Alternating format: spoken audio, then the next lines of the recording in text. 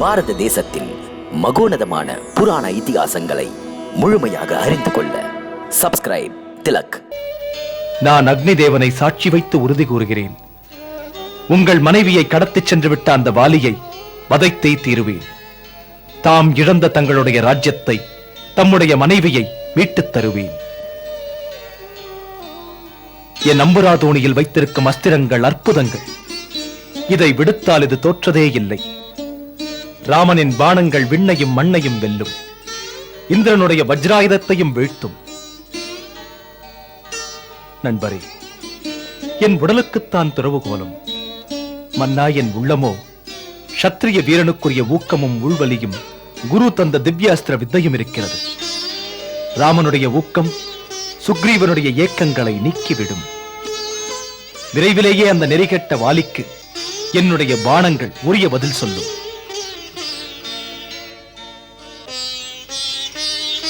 ஸ்ரீராமா,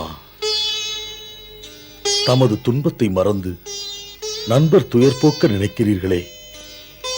தமது பானத்தை மானிடர் என்ன பிரபு, தெய்வங்களும் கூட தங்களுடைய அஸ்திரங்களை எதிர்த்து வீழ்த்த முடியாது. சீதா தேவியை தேடுவதற்காக தாங்கள் எங்கள் உதவியை நாடினீர்கள். ஆனால் அதற்கு முன்னால் தாங்கள் எங்களுக்கு உதவுகிறீர்கள். தாங்கள் மன்னருக்கு உதவுவதாக உறுதிமொழியும் தந்துவிட்டீர்கள். தமக்கு நன்றி பிரபு, தமக்கு கோடி கோடி வணக்கங்கள். ஹே ராகவா, காயத்தின் வலி பட்டவனுக்கு தெரியும். அதை போல மனைவியை இழந்த துயரம் என்னவென்று எனக்கும் தெரியும். நானும் அக்னியை சாட்சி வைத்து உறுதி கூறுகிறேன், மீண்டும் நான் வானர சாம்ராஜ்யத்திற்கு மன்னவன் ஆனாலும் இல்லை என்றாலும் மறக்க மாட்டேன். உங்கள் மனைவி சீதை பாதாளத்தில் இருந்தாலும் ஆகாயத்தில் இருந்தாலும் பூமியிலே எந்த மூலையில் இருந்தாலும் என் வானரர் நிச்சயம் கண்டுபிடிப்பார்கள். அதுவரை எங்களுக்குள் எவருக்குமே உறக்கம் இருக்காது. தாம் அவன் இருக்கும் இடத்தை மட்டும் சொல்லுங்கள். அந்த ராட்சசன் எங்கிருக்கிறான்? பாதகனின் வம்சத்தையே நான் அடியோடு அழிக்கிறேன். அவன் சதி செய்து சீதையை அபகரித்தான். என்னை மட்டும் அவமானப்படுத்தவில்லை, ரகுகுலத்தின் முன்னோர்களின் கீர்த்தியையே கலங்கப்படுத்தினான். அவன் இருக்குமிடம் தெரியுமானால் உடனே அது பற்றி சொல்லிவிடுங்கள். மற்றவைகளை நான் ஒருவனே கவனிக்கிறேன். ஹே ராகவா, அந்த பாபப் பிறவி ராட்சசனின் பதுங்கும் இடம் எது, எங்கே என்று, எப்படிப்பட்டதென்று, அவன் வலிமை என்ன, அவன் வம்சம் என்ன, இது பற்றிய செய்திகள் ஊசி முனை அளவு கூட எனக்கு தெரியாது. இருந்தாலும் உறுதி கூறுகிறேன், நான் வேள்வியாக இதை செய்கிறேன். நிச்சயம் மிதிலையின் மகள் தேவி சீதை எங்களுக்கு கிடைப்பார்கள். என் ஞாபகம் சரியாக இருந்தால் நான் முன்னர் தேவி சீதையை அந்த ராட்சசனுடன் கண்டேன். கண்டீர்களா? தாம் சீதையை கண்டீர்களா? எங்கே எங்கே? ஒரு நாள் நாங்கள் ஐவரும் மலையின் உச்சியிலே உட்கார்ந்திருந்தோம். அப்போது ராட்சசன் ஒரு பெண்ணுடன் ஆகாய மார்க்கமாக தென் திசை நோக்கி சென்று கொண்டிருப்பதை பார்த்தேன். அந்த தேவி உரத்த குரலில் உதவிக்காக கூக்குரல் இட்டார்கள். அப்போது அந்த தேவியர் தன் நகைகளை ஒரு துணியில் வைத்து முடித்து வீசி எறிந்தார்கள். காப்பாற்றுங்கள், காப்பாற்றுங்கள்!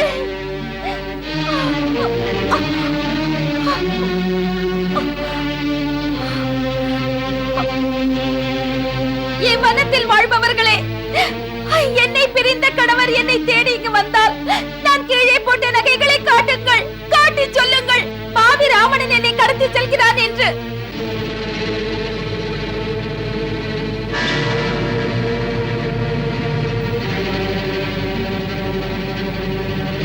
ராமா, அந்த துணி முடிப்பை திறந்தால் அதிலே நகைகள் இருப்பதை பார்த்தோம்.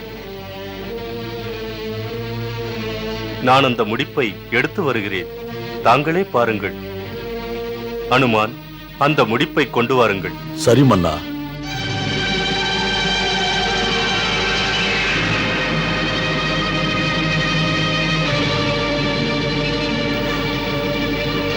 இதோ முடிப்பு.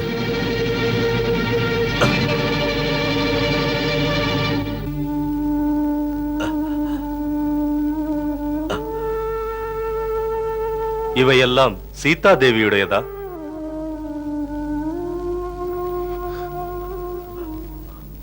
ஆம் சுக்ரீவா, இது சீதையின் நகைகள் தான். அவள் தன் சேலை கிழித்து இவைகளை வைத்து முடித்து நான் அடையாளம் கண்டுகொள்வதற்காக அப்படி கீழே வீசிவிட்டு சென்றிருக்கிறாள். லக்ஷ்மணா, இது சீதையுடையதுதானே? இதை பார், பார், பார். இது சீதை அணிந்ததுதானே? பார்த்தேன். கழுத்தில் போட்ட நகை கண்டதில்லை, காதில் போட்ட நகை கண்டதில்லை. பாதங்களில் போட்டதை மட்டும் கண்டிருக்கிறேன். பாதங்களை தினம் வணங்கும் போது மாதாவின் பாதங்களை தவிர நிமிர்ந்து பார்த்ததே இல்லை. ஆகையால் அவர்களின் குண்டலமோ மேனியில் அணிந்திருந்த நகைகளோ தெரியாது.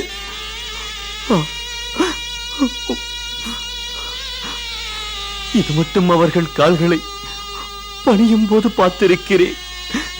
இது மட்டும்தான் என்னால் சொல்ல முடியும். இது நிச்சயமாக அதே சலங்கைதான். என் வணக்கத்திற்குரிய மாதாவின் பாதங்களை அலங்கரித்தவை. ஆம் லக்ஷ்மணா, பாத சலங்கை அணிந்து புஷ்பவனத்தில் மலர் பறிக்கச் செல்கையில் சலங்கையின் இனிமையான ஒலி தென்றலிலே மிதந்து வரும் இசையாக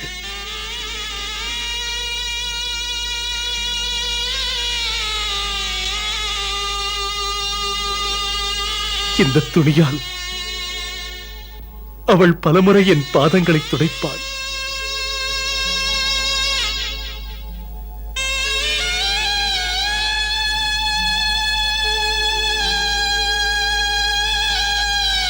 வியர்வைப்பட்டால் துடைப்பாள்.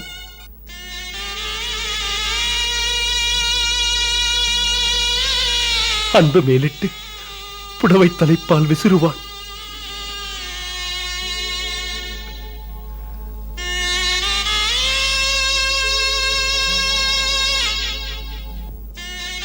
முன்னெழுந்து முன்காலை தியானங்களை நான் வழக்கம் போல் முடிக்கும் வரையில் பக்கத்தில் இருந்து பாதத்தை பதிக்க தலைப்பை விரிப்பாள்.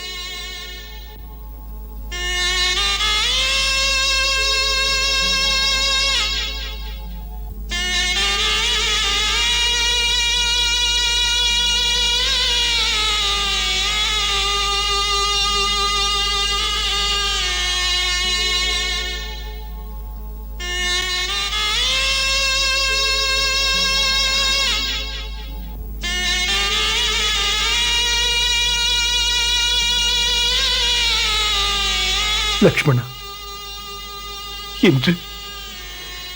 இன்று அதே சேலை தலைப்பை தூதாக அனுப்பி தான் படும் துயருக்கு அடையாளம் காட்டிச் சென்றிருக்கிறாள். சீதே, எனக்கு உன்னுடைய செய்தி கிடைத்து விட்டது. பாவியிடமிருந்து காக்க ஓடி வருவேன். நீ எங்கிருந்தாலும் சரி, கண்ணீர் சிந்தாதே. உன்னுடைய ராமன் உன்னை காக்க எங்கிருந்தாலும் ஓடி வருவேன் சீதே. என்ன வருவது நிஜமா? என்ன சீதே, யாருடன் பேசுகிறாய்? என் காதில் என் சுவாமி பேசுவது போல் இருந்தது. பார்க்க வருகிறேன், சீதா பார்க்க வருகிறேன் என்றார். திருச்சடை, இது நிஜம்தானா? இல்லை, வெறும் பிரமைதானா? இது பிரமையாக இருக்க முடியாது என் மகளே. உள்ளுணர்வு சொல்வது மட்டும் ஒரு நாளும் பொய்யாகாது. உன்னுடைய தினசரி தியானத்தின் வேகம் அவரை நிச்சயம் சென்றடைந்திருக்கும். அவருடைய ஆத்மா அங்கு பேசியது உன்னுடைய ஆத்மாவில் எதிரொலிக்கிறது. நிஜம்தானா? ஆம் மகளே, நெஞ்சோடு நெஞ்சு பேசுகிறது. எங்கே இருப்பாரோ அவர்? என்னை பற்றி தெரிந்திருக்குமா திருச்சடை? ஜடாயு என்ன ஆனாரோ? பிறகு என்னை பற்றி செய்தி எப்படி அறிவார்? மலையின் உச்சி மீது யார் யாரோ இருந்தார்கள், பார்த்திருப்பார்கள் நான் போட்ட நகைகளை. இவரும் வந்த வழியே போயிருப்பாரோ என்னை தேடிக்கொண்டு. பார்த்திருப்பவர்கள் நான் போட்ட முடிப்பை எடுத்து காட்டியிருப்பார்களா? அடையாளம் புரிந்து கொண்டிருப்பார் உன் நகைகளை. நீ நம்பிக்கையோடு இரு, அவர் கண்டிப்பாய் வருவார். இந்த பழத்தை சாப்பிடு. நீ இருக்க வேண்டும். நீ இருந்தால்தானே அவரை பார்க்க முடியும். அடிக்கடி அவரை நினைக்க வேண்டும். அதற்கு பலம் வேண்டும். பேதை ஏன் இருக்க வேண்டும்? மனம் என்ற குடிலே பேசிக் கொண்டிருக்கிறேனே அவருடன். புற வாழ்க்கை எனக்கு எதுக்கு? இந்த பாவையின் நெருப்பு சொற்களால் பொன்னாவதற்கா?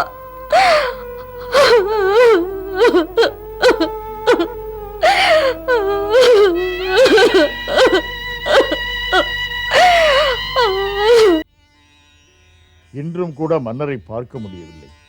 இன்னும் மன்னர் அந்தப்புறத்திலேயே இருந்து வெளியே வராவிட்டால் ஆட்சி அலுவல்கள் எப்படி நடக்கும்? தங்களுக்கு ஆட்சி அலுவல் பற்றி சிந்தனைகள், எனக்கு ஸ்ரீராமனின் காரியத்தை பற்றி சிந்தனை. மன்னவர் இப்படி மாளிகை அந்தப்புறமே கதி என்று இருந்தால் அவருக்கு ஸ்ரீராமனுக்கு கொடுத்த வாக்குறுதி எங்கே நினைவுக்கு வரும்? ஸ்ரீராமனே மன்னவருக்கு 4 மாதங்கள் விட்டுக் கொடுத்தார். மழைக்காலம் முடியட்டும், அதன் பிறகு தேடுதல் தொடங்கலாம் என்றார். எப்படியும் சீதா மாதாவை தேட வேண்டும். இது பற்றி உடனே நாம் தான் நினைவுபடுத்தியாக வேண்டும். மழைக்காலமும் முடிந்துவிட்டது.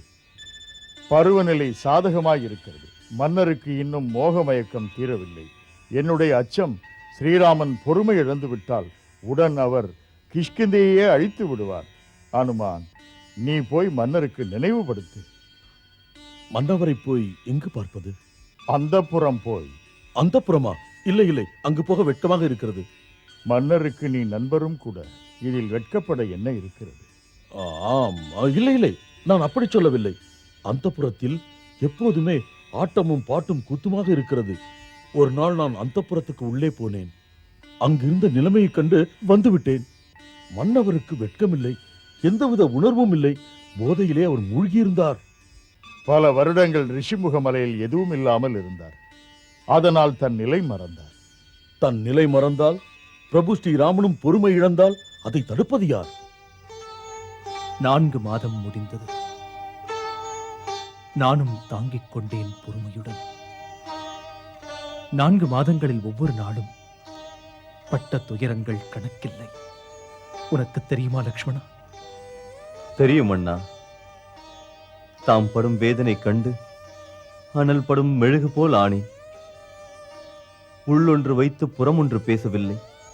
சீதா மாதாவின் துயரங்கள் அவர் மனதில் எப்படியெல்லாம் வேதனை துடிக்கிறதோ. துயரங்கள் மேலோங்கி இதயத்தை நனைக்கின்றது. பேதை இருக்கிறாளா, மடிந்தாளா? ஸ்ரீராமண்ணா, இந்த வேண்டாத கற்பனைகள் உங்களுக்கு உகந்ததல்ல. என் துடிப்புகள், சீதையின் துயரங்கள் தாங்க சக்தி இல்லையே எனக்கு. அற்புதம் புரிந்தவன், ஆற்றல் மிக்கவன், அன்புக்கு அடிமையானவனான ராமன் தன் பலம் மறந்து ஏன் இப்படி முடங்கி போய்விட்டான்?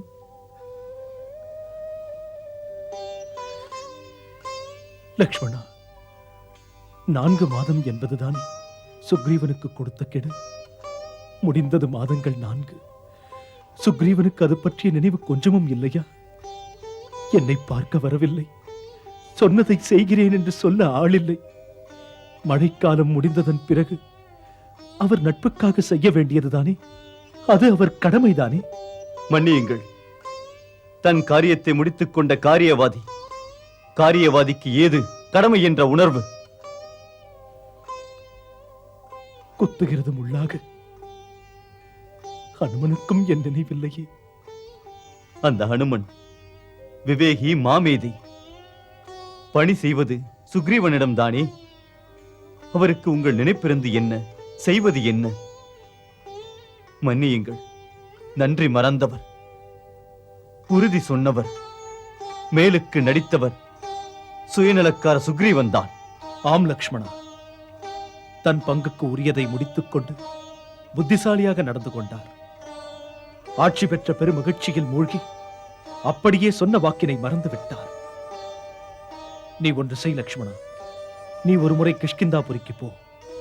அவருக்கு எடுத்துச் சொல். அவர் என்னை பரிசோதித்து காரியம் சாதித்ததை மறந்து விட்டார். அவர் வாலியின் உயிர் குடித்த ராமனின் பாணத்தை பற்றியும் மறந்துவிட்டார். உன் சொற்கள் நினைவுபடுத்தட்டும். தங்கள் திருவடிகளை வணங்கி புறப்படுகிறேன் அண்ணா. ராமகோபம் என்னவென்று மன்னவன் சுக்ரீவனுக்கு புரியவில்லை. கிஷ்கிந்தை அரசனை அஞ்சி நடுங்கி தங்கள் திருவடியில் விழ வைப்பேன். தங்களிடமா விளையாடுகிறார்? எனது ஒரே பானம் அவருடைய உயிரை குடித்துவிடும். நான் அவரை நிற்க வைத்து வாக்கு மீறிய வஞ்சகரை சொற்களால் சுடுவேன். இரு லக்ஷ்மணா, துயரத்தில் எழும் ஆவேசம் கூட நம் கண்ணியத்தை குறைக்கக் கூடாது.